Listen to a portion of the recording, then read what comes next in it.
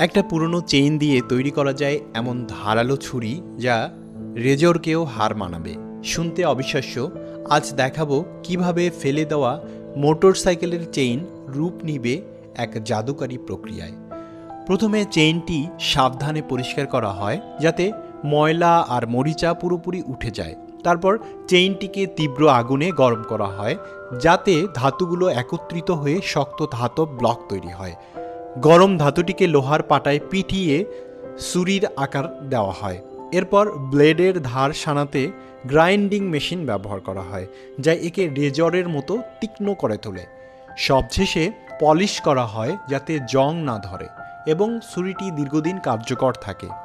টেস্টে দেখা যায় এই ছুরি এতটাই ধারালো যে কাগজ, কাঠ, এমনকি চুলও সহজে কাটতে পারে। এই ছুরির গল্প আমাদের শেখায় জীবনে যেসব জিনিসকে আমরা অকাজের ভাবি সেগুলোও সঠিক যত্ন, সময় আর পরিশ্রমে মূল্যবান সম্পদে পরিণত হতে পারে। তাই আসুন আমরা শিখি, গড়ি আর জীবনটাকে নতুন আলোয় সাজাই।